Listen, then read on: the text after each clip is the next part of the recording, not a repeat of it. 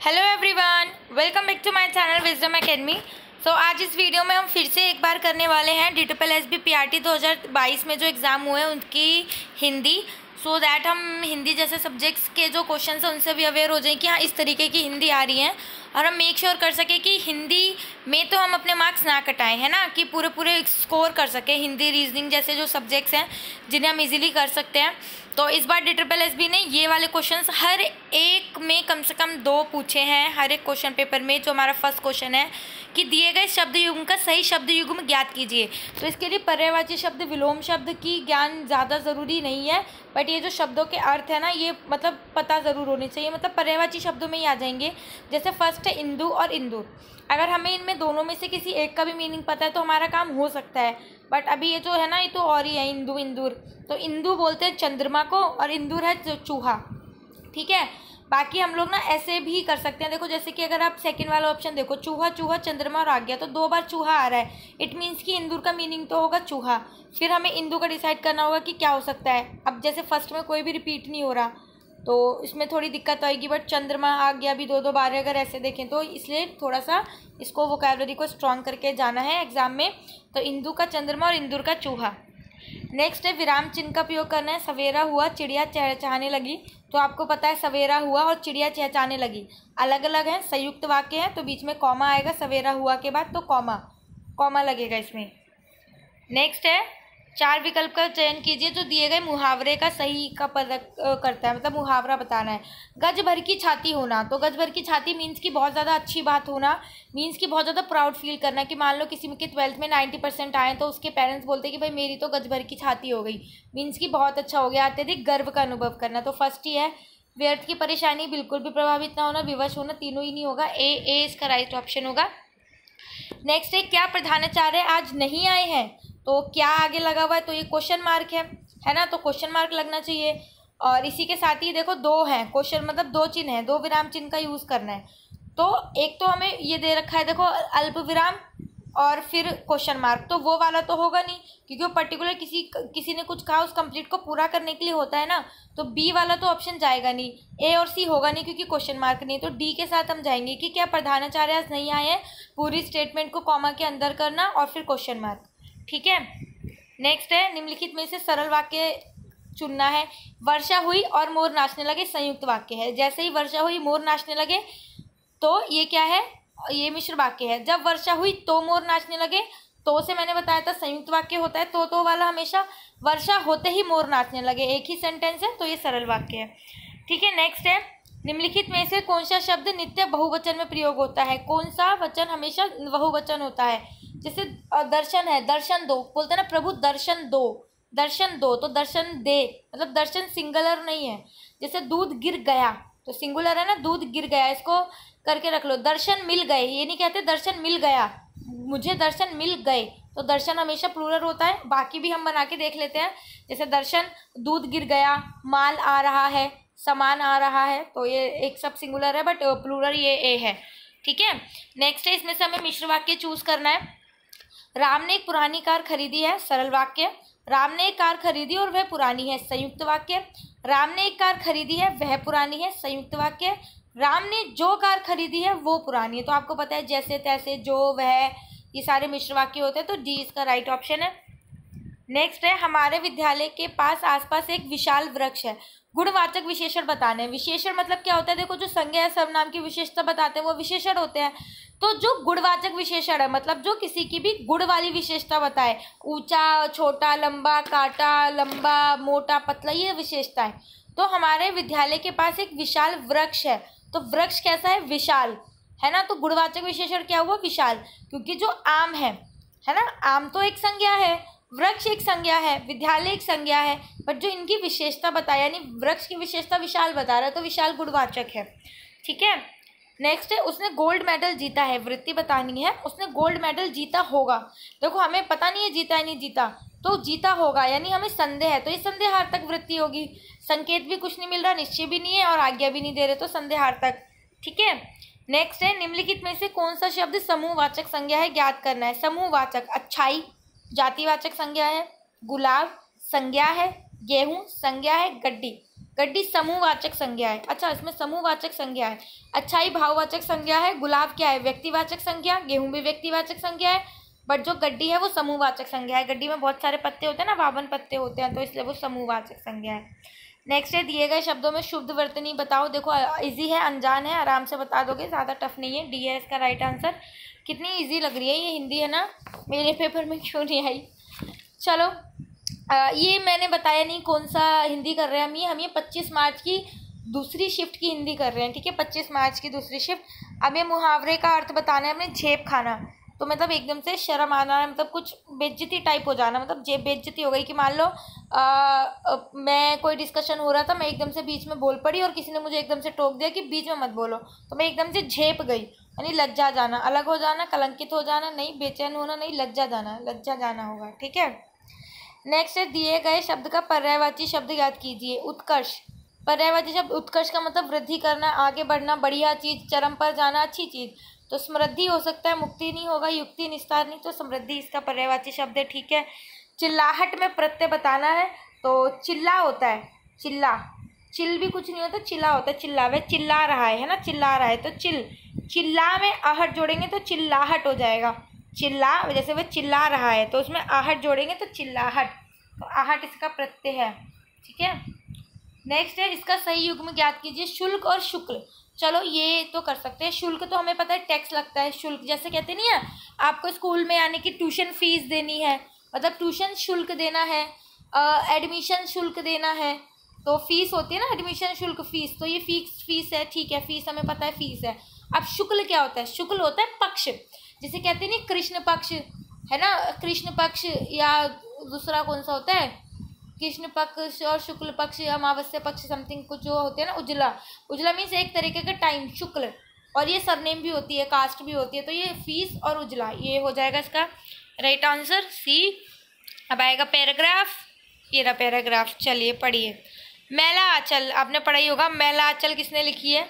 बहुत फेमस है, फणीश्वरनाथ नायडू जी की। चलो, मैला आंचल हिंदी का प्रतिनिधि आंचलिक उपन्यास है, इसके कारण में वह सभी पर जो सब पढ़ लेना है ना, ये देखो बहुत बड़ा है।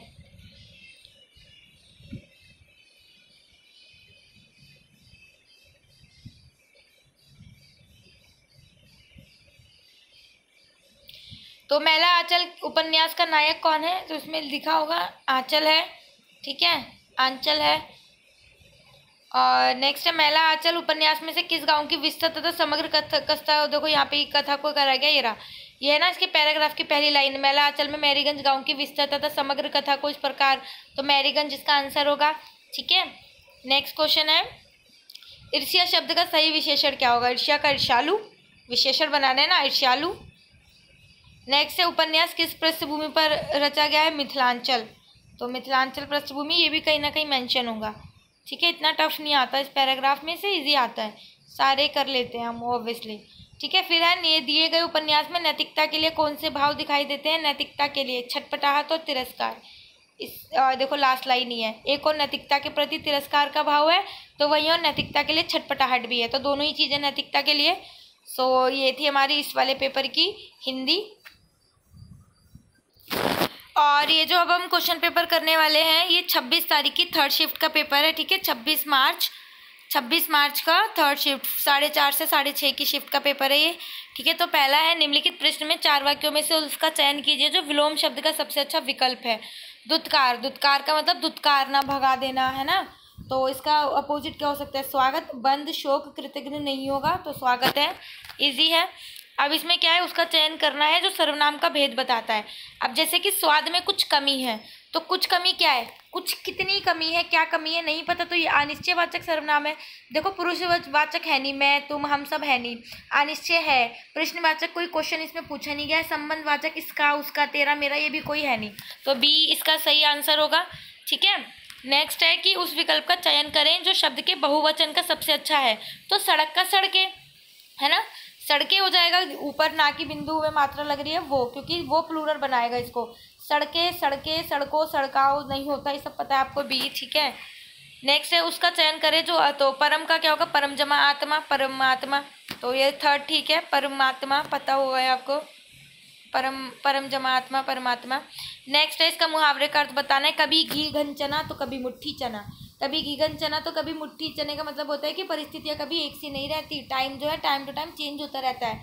कभी आप के पास बहुत ज़्यादा पैसा होगा बट कभी टाइम ऐसा आएगा कि पैसा जाने में टाइम नहीं लगेगा, या कुछ चीज़ आपके पास होगी आप सोचो आपकी है बट वो आपसे दूर हो जाए, तो समथिंग ऐसी की सिचुएशंस कभी एक सी नहीं रहती। ठीक है, 2 तो डी इसका राइट आंसर है। नेक्स्ट है मरीची और मरीची। मरीची और मरीची, तो मरीची का मतलब होता है किरण, है ना, किरण। मृग तो नहीं होता, किरण होता है मरीची का मतलब, और इस वाली मरीची का मतलब सूर्य। अब इसमें ऑप्शन ही देखो गिने चुने 4 दे रखे हैं, कितने कंफ्यूजिंग है इस क्वेश्चन पेपर में। बाकी में इधर उधर से हम आइडिया भी लगा ले। देखो मृग मृग मृग ही बस एक बार है, मिर्च मिर्ची भी 2 बार, किरण किरण 3 बार है। देखो फर्स्ट से तो चलो डिसाइड कर लिया किरण आएगा, और सेकंड से डिसाइड कर लिया सूर्य आएगा, तो किरण और सूर्य हो सकता है। हाँ वैसे इसका ऐसे कर सकते हैं कि इधर 2 बार है, इधर ये 2 बार है, ऐसे ना करके किरण और सूर्य। चलो ठीक है, सी इसका नेक्स्ट है धाक जमाना।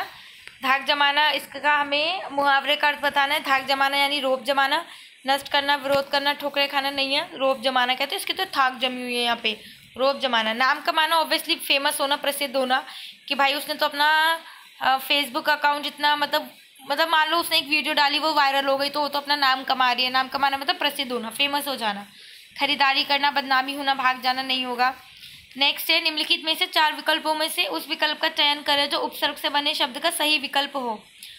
उपसर्ग से बने हुए शब्द का, तो देखो एक तो पंचायत है, तो पंच जमा आयत, पंचायत तो हो सकता है ये हो। बलिष्ठ, बलिष्ठ में कोई उपसर्ग नहीं है, पुष्पित में भी कोई नहीं है, बट ये व्याधि है। तो इसमें जब मैंने इसको देखा था नेट पे कि क्या है, तो मतलब वेब जमा आदि दिखा रहा था, आदि मतलब वे जमा आदि मिला के बन गया था व्याधि। तो मुझे वैसे समझ नहीं आता कि इसमें कैसे उपसर्ग है, ठीक है, बट इसका आंसर डी है। नेक्स्ट है कि उस विकल्प का चयन करें, पर्यायवाची शब्द बताना है। तारा का पर्यायवाची शब्द कौन सा नहीं है, तो तारा का तारिका है, नखत है, शर नहीं है, नक्षत्र है। शर नहीं है इसका पर्यायवाची, ठीक है। नेक्स्ट है राज्य भवन, तो पता है राज्य के लिए भवन, राज्य के लिए भवन, तो भवन रूपी राज्य नहीं है, ये हमको समास दे रखा है तत्पुरुष समास, इसका विग्रह करना है। तो राज्य भवन, भवन रूपी राज्य, राज्य से भवन, राज्य के लिए भवन, राज्य पर भवन, तो राज्य के लिए भवन है ना, राज्य भवन यानी राज्य के लिए भवन। नेक्स्ट है तेज बुद्धि वाला, तो वाक्यांश का एक शब्द बताना है, तो कुशाग्र बुद्धि। तेज बुद्धि वाला यानी कुशाग्र बुद्धि, ठीक है। नेक्स्ट है हमें मिश्र वाक्य मतलब बताना है कि कौन सा इसमें से सही है। जब उसके पिता की मृत्यु हुई तब वह दिल्ली छोड़कर चला गया, तो आपको पता है जब तब आता है, जब तब में मिश्र वाक्य लगता है, कुछ दूसरा सोचने की जरूरत ही नहीं है, तो फर्स्ट इसका राइट ऑप्शन हो जाएगा। नेक्स्ट है इसमें से उसका चयन करना है जो सही विकल्प हो, तो साहित्य राजनीति के आगे चलने वाली मशाल है डैश प्रेमचंद। तो देखो प्रेमचंद वाली जो कोई भी किसी के भी द्वारा स्टेटमेंट बोली जाती है, महात्मा गांधी, जवाहरलाल नेहरू, जिसे हम उस स्टेटमेंट को एज इट इज प्रेजेंट करते हैं, तो हम उसको ना ऊपर उन कॉमास से, इन्वर्टेड कॉमास से हम इनको शो करते हैं। तो फर्स्ट में वो नहीं है तो गलत हो जाएगा, सेकंड में वो है ठीक है बट योजक चिन्ह का प्रयोग नहीं है, थर्ड में वो भी चीज़ है बट जो पूर्ण विराम है वो प्रेमचंद के नाम के आगे है, जबकि वो ठीक नहीं है। तो डी इसका राइट ऑप्शन होगा कि साहित्य राज्य के आगे चलने वाली मशाल है और डैश प्रेमचंद, ठीक है, योजक चिन्ह। नेक्स्ट है उसका हमें चयन करना है जो हमें स्त्रीलिंग रूप हो, नायक का नायिका होता है, आपको पता है, नायकी नायकी नायकी नहीं है, नायिका होगा। ये पैराग्राफ है, ज़्यादा बड़ा नहीं है, छोटा सा पैराग्राफ है, देखो महिलाओं को क्षेत्र में ये सब है ना, तो ज़्यादा बड़ा नहीं है, देखो। अब नेक्स्ट है समाज हित में भारतीय पतियों से क्या अपेक्षा की गई है, कि वह पत्नियों को चिकित्सा के क्षेत्र में जाने के लिए प्रेरित करे। देखो सेकंड लास्ट लाइन अगर आप पढ़ रहे हो, सेकंड लास्ट लाइन में ही लिखा हुआ है, तो हाँ ठीक है, सी ऑप्शन ठीक है। नेक्स्ट है कौन सा विमुख का विलोम शब्द है, तो विमुख का सम्मुख होता है, और दो मुख के एकाग्र होगा नहीं, वैसे भी ऑप्शन इतने खतरनाक दिए हैं, ऑप्शन से ही चूज कर सकते हैं हम, तो सम्मुख का विमुख होगा और विमुख का सम्मुख होगा। लेखक के अनुसार वर्तमान में किन में सबसे ज़्यादा महिलाएं अधिक कार्यरत हैं, तो ऑब्वियसली एज अ टीचर के रूप में, शिक्षक के रूप में ज़्यादा महिलाएं अग्रसर हैं आजकल के मतलब काफ़ी टाइम से बोला जाता है कि कितनी सारी लड़कियां जो इस वीडियो को देख रही हैं, जिन्होंने सिर्फ यही कहने पे डाइट करी होगी, जिनका खुद का मन नहीं होगा बट घर वालों ने कहा होगा कि कोई नहीं, टीचिंग एक अच्छा प्रोफेशन है, तुम 7 बजे जाओगे स्कूल, 1-1:30 बजे तक फ्री हो जाओगे, गवर्नमेंट जॉब भी है, उसके बाद तुम अपना घर भी संभाल सकते हो। कितनी सारी लड़कियां होंगी जिनको ये बोल के कराया हुआ होगा, जो भी है, जो कर रही होंगी कि महिलाएं किस क्षेत्र में अधिक कार्य रहते हैं, तो शिक्षक के क्षेत्र में, कि हाँ जो टीचिंग प्रोफेशन है वो लड़कियों के पॉइंट ऑफ व्यू से अच्छा माना जाता है, क्योंकि लड़कियाँ बहुत पेशेंस से बच्चों को डील भी करती हैं अच्छे से। तो इसका उपयुक्त शीर्षक ये होगा कि चिकित्सा के क्षेत्र में महिलाओं की आवश्यकता है। भाई टीचिंग में मत घुसाओ, चिकित्सा में भी भेज दो, लड़कियों को ज़रूरत है, हमें भी भेज दो। फिर नेक्स्ट है, महिलाओं को चिकित्सा के क्षेत्र में आगे क्यों आना चाहिए? क्योंकि वो शरीर और स्वभाव दोनों ही इसके लिए अनुकूल हैं। उनके पास बहुत टाइम है नहीं, बल्कि हमें तो अपने लिए टाइम नहीं मिलता लड़कियों को। इसके लिए क्यों होगा? शरीर और स्वभाव से प्रतिकूल है नहीं, शरीर और स्वभाव दोनों ही इसके अनुकूल हैं और ये क्षेत्र सिर्फ महिलाओं के लिए है। तो ऐसा भी नहीं है भाई, हम लड़कियां हैं, लड़कों को बराबर चांस देती हैं, इट्स ओके। तो सी ठीक है, क्योंकि वह शरीर और स्वभाव दोनों से ही अनुकूल है। ठीक है, तो ये थे हमारे क्वेश्चन हिंदी के।